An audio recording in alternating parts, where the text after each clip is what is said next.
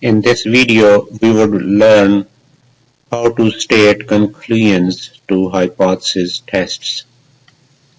So remember, we have for hypothesis tests two hypotheses: H0, we call it null hypothesis, and then alternative hypothesis, we call it H1. So H0 always comes the parameter equal to some value, H1 come in different ways. So in the test, we would either reject H0 or don't reject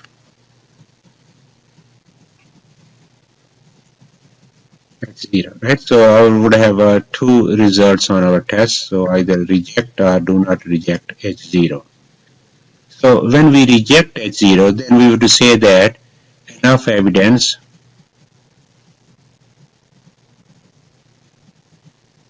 to support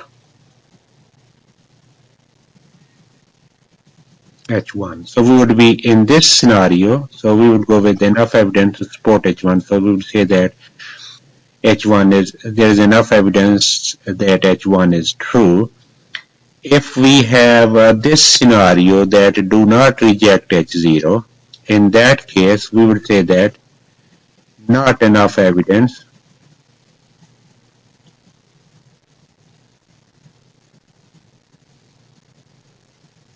to support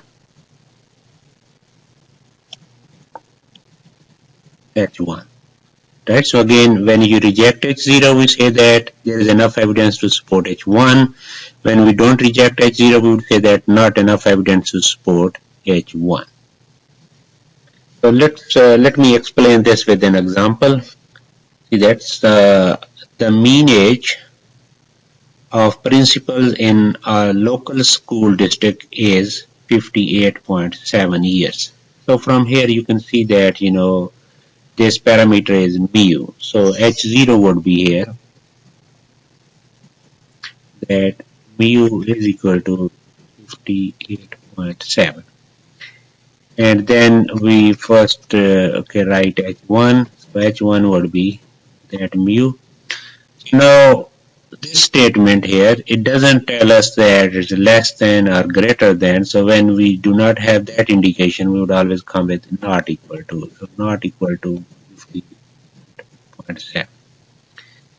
And now next sentence in the problem says that if hypothesis test is performed, how should you interpret a decision that reject null hypothesis, right? So this rejects null hypothesis. So this one here, this one is rejected. So what it means is that when this one is rejected, we would say that there is enough evidence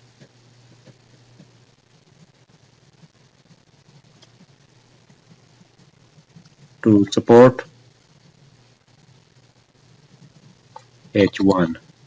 So support H1 means that the mean age of principals in local school district is not equal to 58.7. So this statement is true in the what is in the alternate hypothesis. Here is another example. So we have this one here. The mean age of professors at a university is 52.2 years. So first we write null and alternative hypotheses. So again, this parameter is mean, mu, and that the value is 52.2. So H0 would be like, say, mu is equal to 52.2, and then alternative hypothesis. So that mu, again, it doesn't indicate that less than or greater than, we go with then not equal to 52. So now in this case, the next sentence says that if a hypothesis test is performed, how should you interpret a decision that fails to reject the null hypothesis? So now fails to reject means that we do not reject, right? So